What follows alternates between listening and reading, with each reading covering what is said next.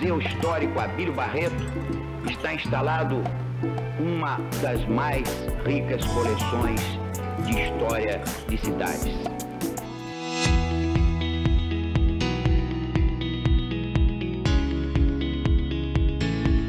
Hoje nós vamos conhecer um ponto de encontro entre memória, cultura e história em Belo Horizonte. O Museu Histórico Abílio Barreto. Museu de quê? Museu de quem? Museu para quem? Um lugar onde o passado se faz presente e onde nós podemos caminhar pela história da capital mineira. Vem com a gente!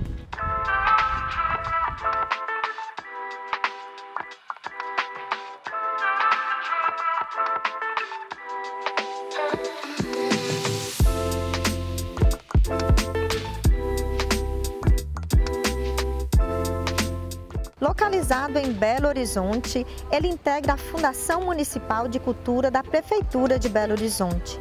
Situado na Avenida Prudente de Moraes, no bairro Cidade Jardim, o museu é sediado em um antigo casarão de fazenda que sobreviveu à construção da capital mineira.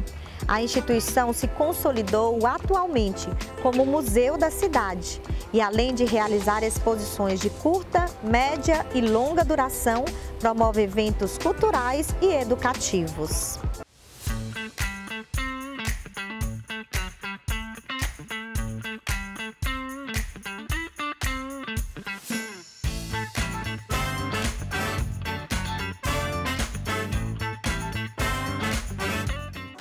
Esse casarão foi o único remanescente à época anterior à construção da cidade planejada de Belo Horizonte. Ele surgiu como uma forma de manter viva a história e a memória dos primeiros moradores e da transição da vila para a capital moderna.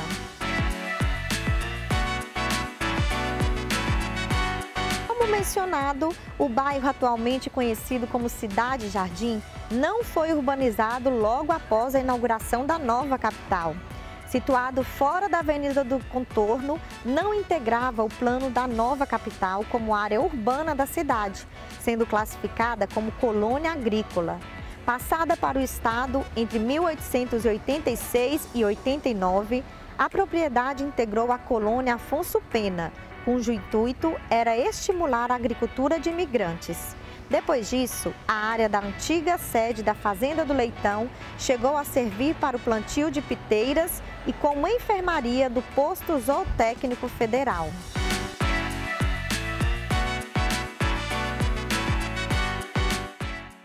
A Casa de Fazenda do Museu Histórico Abílio Barreto foi tombado pelo IPHAN, Instituto do Patrimônio Histórico e Artístico Nacional. A casa ela resistiu bem ao tempo e hoje ela é símbolo da origem da cidade.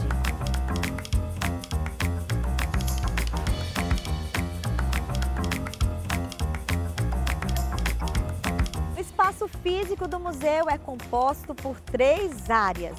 O edifício sede, criado em 1998, o casarão Fazenda do Leitão, edificada ainda no Arraial do Curral del Rei, e um lindo jardim com árvores centenárias e uma mariquinha, que é o trem que transportava materiais de construção das pedreiras para o centro da cidade. Mas nós vamos conversar com quem conhece bem sobre esse acervo.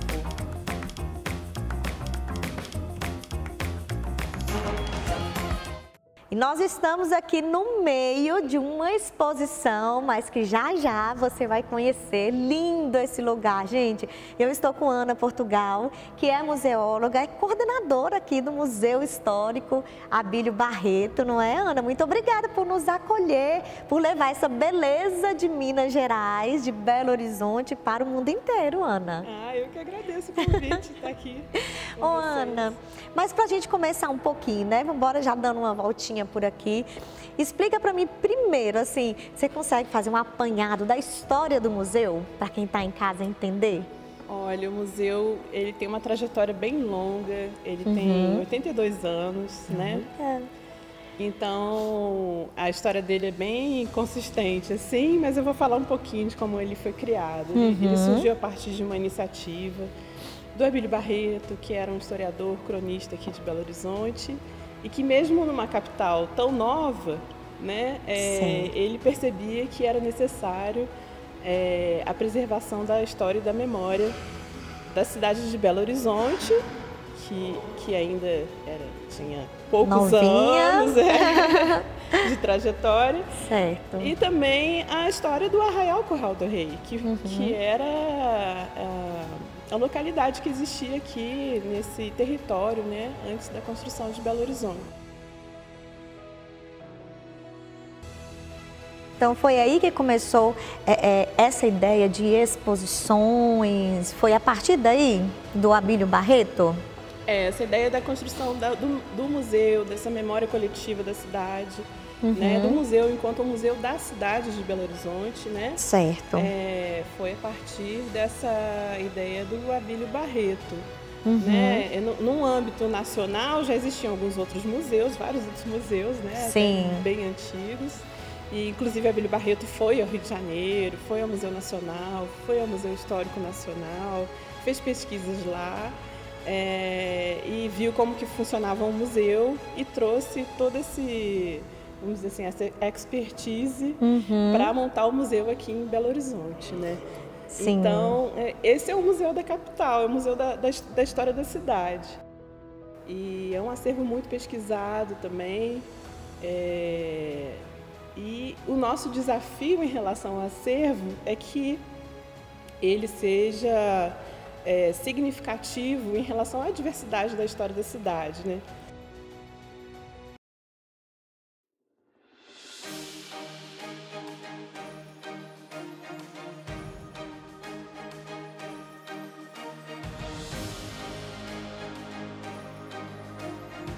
A gente tem uma equipe nesse setor que trabalha com o acervo do museu, né? Porque um museu não é um museu se ele não tiver um acervo, né?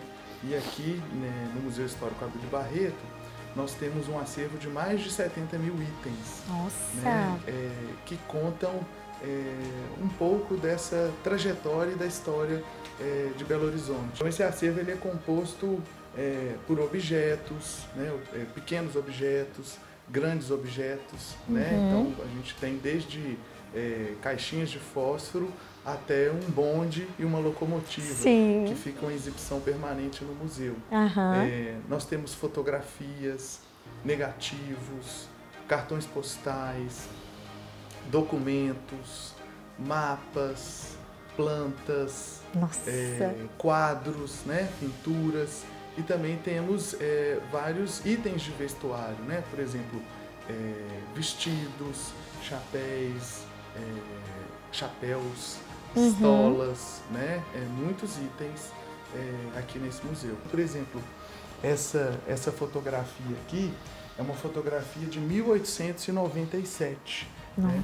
Então aqui foram fotografados ou registrados os membros da comissão construtora da nova capital. Então, quando houve a decisão de se fazer uma nova capital e a definição que nesse local onde havia o Arraial do Curral do Rei seria a nova capital de Belo Horizonte, né, de Minas Gerais, né, então chamada de Cidade de Minas, e posteriormente Belo Horizonte, montou-se uma comissão, né, formada por engenheiros e diversos profissionais. E eles estão aqui retratados. Aqui um outro exemplar de acervo, nesse caso aqui um acervo iconográfico, né, cartográfico, que é uma prancha de uma casa, né, de um arquiteto chamado Rafael Huberti. A gente tem um acervo, né, uma coleção desse arquiteto, foi um arquiteto muito importante aqui em Belo Horizonte. Então ele foi o responsável pela Santa Casa de Misericórdia, pelo Colégio Marconi, pelo Felício Roxo, né? Mas também ele fez inúmeros prédios e inúmeras casas. Né? Então esse aqui é um exemplo de um dos projetos dele, né? de uma residência para o Antônio Perillo. Né? E essa aqui é da década, essa não tem data, mas é uma residência provavelmente da década de 1940. A gente tem outros inúmeros, né? Atualmente na exposição Belo Horizonte Fora dos Planos está sendo exibida a planta da cidade de Minas. Olha! Né? A planta original feita pelo Arão Reis. Essa exposição a gente quis mostrar um pouco como a Belo Horizonte teve uma dinâmica urbana e social também muito grande a partir do seu planejamento. Então esse mapa aqui, a gente inicia a exposição com esse mapa, que é bem importante. Foi um mapa feito pela Comissão Construtora. O Brasil deixa de ser império e vira república. Existe uma vontade, uma visão de que o Estado de Minas Gerais tinha que se modernizar também nesse novo regime, né?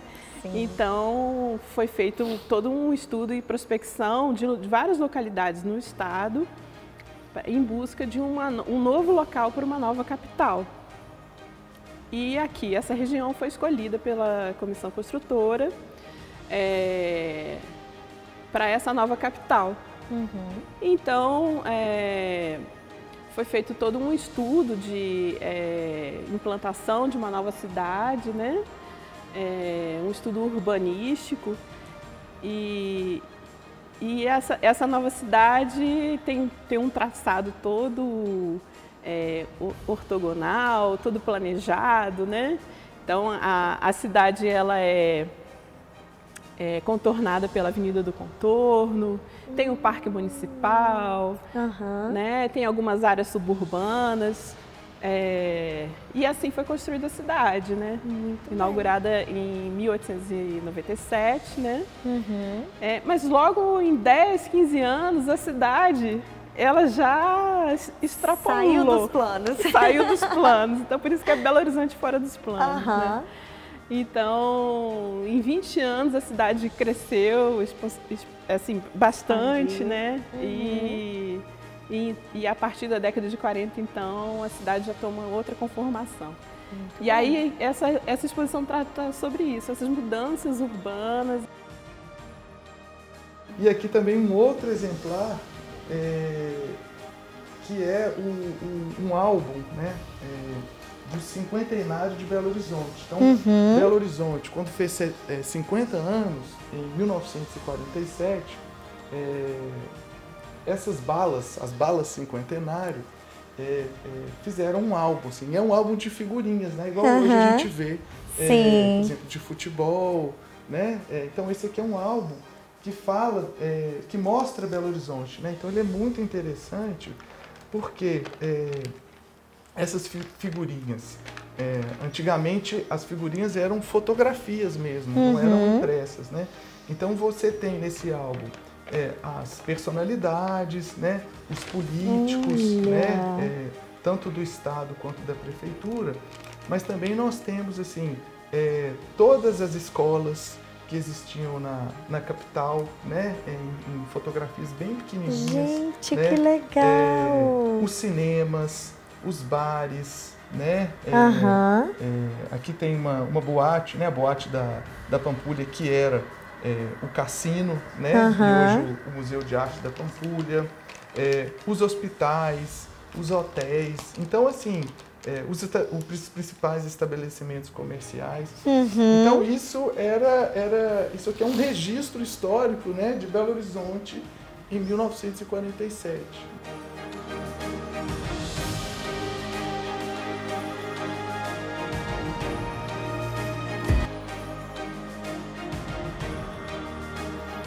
Então a gente tem esse álbum aqui que fica guardado na reserva técnica do museu, mas todos os itens ficam guardados, mas para as exposições eles são retirados das reservas para serem exibidos ao público. Né? Ficar mais acessível, né? Exatamente. Ai, que né? bom. Então, assim, um acervo de mais de 70 mil itens, tem alguns itens que são exibidos permanentemente, né? Certo. Como a mariquinha, o bonde, que ficam na área externa do museu.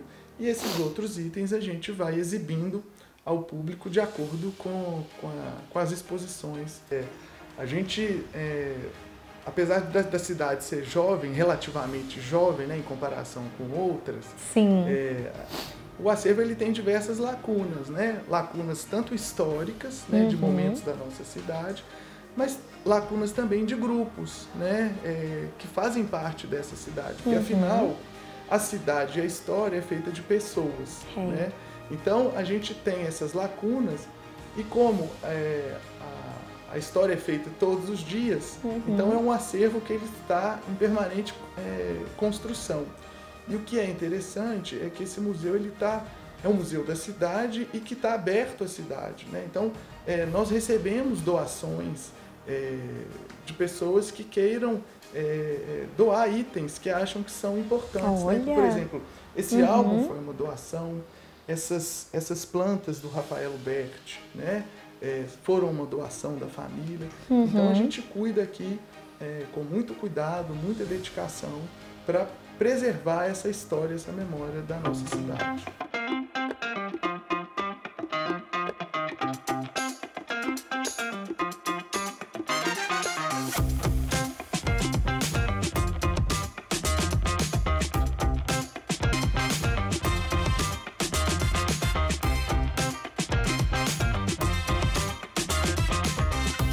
Fiz um núcleo também para mostrar como que se faz um pouco esse trabalho interno de documentação do acervo. Então aqui a gente tem alguns documentos que tratam sobre as aquisições, as doações do acervo. Né? Então aqui a gente tem alguns documentos de doação desses acervos, né? Já ali a gente também faz uma homenagem a Abílio Barreto e Raul Tassini, que foram pessoas que trouxeram que pesquisaram bastante a cidade, que trouxeram muitas coisas aqui para o museu, tanto para a coleção a coleção de objetos, mas também documental, né? São pessoas que pesquisaram muito Belo Horizonte, o Arraial também, a história do Arraial. Então esse aqui é o famoso Abílio Barreto. Esse aqui tá mostrando aqui, ó. Ó, já tá fazendo estudo ali. Isso foi uma foto da inauguração do museu. Então aqui a gente tem o Juscelino, Benedito Valadares e aqui é o Abílio Barreto. E o que eu achei bacana aqui, Ana, porque de fato aqui tem uma parte daquilo que é antigo, que é história, mas também com o moderno, né? Porque ali nós temos o casarão, que você falou, né? Que vem lá da antiga fazenda e tudo. Mas temos também o prédio novo, que é onde nós estamos, né? Onde ficam as exposições, sejam exposições esporádicas, sejam exposições mais com um tempo maior, não é, Ana? Então tem isso, tem o antigo com o moderno junto, né? Isso. A escolha do casarão foi feita naquela época, né, pelo Juscelino e o Abílio Barreto, mas já naquela época o Abílio Barreto já sinalizava para o Juscelino. A gente tem alguns documentos aqui com essa conversa, essa troca de conversa que legal! O Abílio já sinalizando que precisaria de um anexo, de uma outra edificação, porque só o casarão não daria conta de acolher todos esses acervos, né, todos esses artefatos. E essa história perdurou até que na década de 90 veio um movimento bem forte de modernização do museu, né? E esse edifício que a gente chama edifício sede, que aqui fica a administração, as reservas técnicas, as áreas técnicas, foi construído em 1998, inaugurado em 1998, né?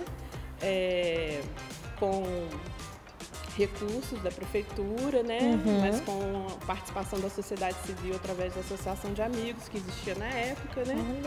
Então foi um movimento bem importante para o museu, porque o museu pôde potencializar, né?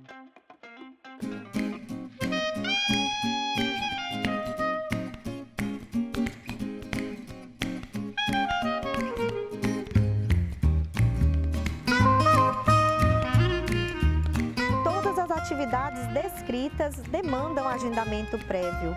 Agendamento realizado exclusivamente pelo e-mail educativomag@pbh.gov.br. As confirmações são realizadas posteriormente. Sem dúvida, a maior peça do museu é o casarão. Mas aqui também encontramos para visitação uma grande área livre com uma coleção de transportes, o bondinho, locomotiva e um carro de boi.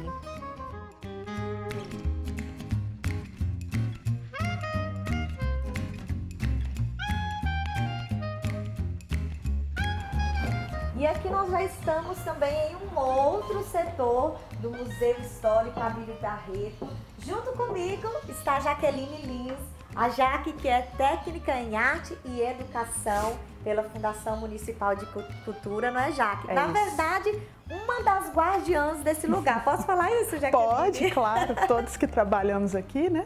Sim. E aqui, Jaque, esse setor aqui é um setor mais educativo. Ele está dentro do casarão, Sim. né? Do casarão mais antigo. A peça-chave do museu. Isso. Então, esse setor educativo, que também é educativo, é interativo. Explica pra gente, que setor é esse? Então, a gente está, né, nessa sala que está no térreo do Casarão Histórico. É a sala do setor educativo do Museu Histórico Abílio Barreto. Essa sala, ela acaba sendo um ponto de contato com o público, tanto o público espontâneo do museu, quanto os públicos que vêm para visitas mediadas agendadas. Então, nessa sala, o público pode chegar. Ela é um espaço de estar, as crianças podem brincar, as pessoas podem descansar, ler, conversar com o mediador de plantão. E é dessa sala também que partem as atividades que são as visitas mediadas, que a gente faz para público escolar e de outras organizações. E também oficinas e outras atividades artísticas que a gente possa estar oferecendo no momento. Elas são realizadas aqui nessa sala. Então, a ideia é fazer daqui um espaço mesmo de acolhimento, que as pessoas cheguem e se sintam acolhidas, pertencentes ao museu, que possam desenvolver com o museu uma relação de afeto mesmo, né? Independente aí de estarem nos outros espaços percorrendo as exposições. Olha, gente, que bacana. Então, eu tenho certeza que muitas famílias vêm aqui, né, já que acaba trazendo as crianças, porque de fato aqui é um grande centro histórico, né? Muita coisa boa, muita coisa de cultura. Então, as crianças, elas têm esse cantinho aqui que elas podem interagir, podem aprender e podem se tornar até artistas, né, já? Podem. Aqui, artistas, museólogos, historiadores, arqueólogos, né? Acaba que o Museu Histórico, ele tem essa capacidade de chamar as crianças para essas várias gamas de interesse, né? Assim, partindo sempre da história da cidade. Olha, gente, né? Que legal. Então tem várias oficinas também, como você disse, que vai acontecendo ao longo do tempo. Mas essa sala aqui, ela fica aberta, qual é o período que ela fica aberta? Quem quiser conhecer, eu quero levar meu filho para brincar, para desenhar. Como é que a gente pode ficar sabendo, né? Certo. A sala, ela em geral está aberta, né? A equipe do Educativo está presente de quarta a sexta, nos turnos da manhã e da tarde. Porém, é nesse período que a gente recebe as visitas escolares agendadas. Então, assim, o público passando, se a sala estiver aberta e não estiver ocorrendo visita agendada no momento, ele pode entrar, pode utilizar dos serviços. Quando está tendo visita mediada, a gente fecha a sala e vai realizar a visita no espaço do museu. As visitas mediadas são agendadas por e-mail e as outras oficinas e atividades livres, que às vezes ocorrem até nos dias de domingo ou final de semana em geral, elas são divulgadas nas redes sociais do museu. Olha que bacana. Nossa, eu adorei aqui esse espaço, porque de fato ele é muito interativo. Eu tô vendo aqui, vocês vão acompanhar de casa também, os desenhos que certamente as crianças vieram aqui e fizeram. Também fica aqui exposto, né, Jaqueline? Muito legal. Sim, as crianças vêm e produzem tanto livremente, quando vêm usar a sala, quanto em situações de oficina, e os desenhos que estão fixados são dessas várias situações. E aí a gente vai trocando à medida que o público vai produzindo. E tem desenho de adulto aí no meio também, não somente de criança, porque é isso, está aberto para todo mundo participar, independente da idade também. É muito interessante para pessoas com deficiência visual, que é aquela maquete ali.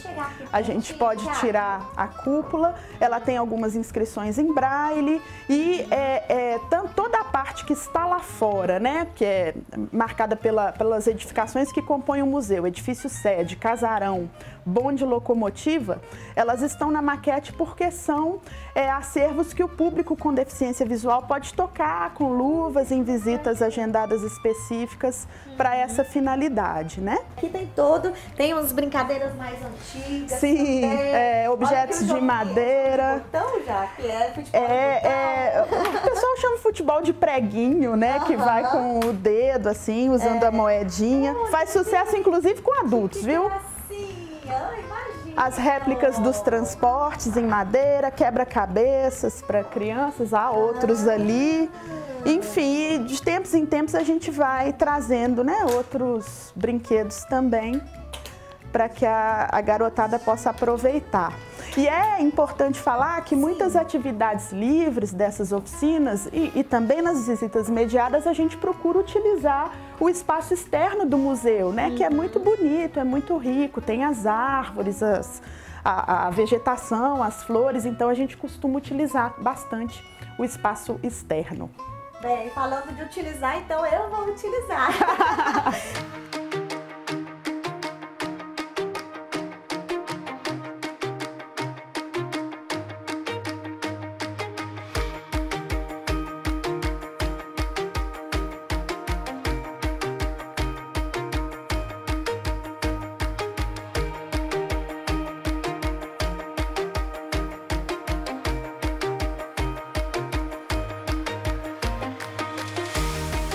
Aqui, o passado não ficou para trás. Ele caminha ao nosso lado e nos inspira a olhar para o futuro com mais identidade e consciência.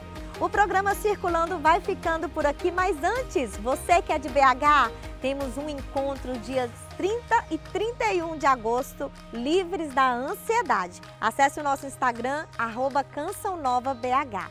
Nos vemos na programação da TV Canção Nova. Tchau!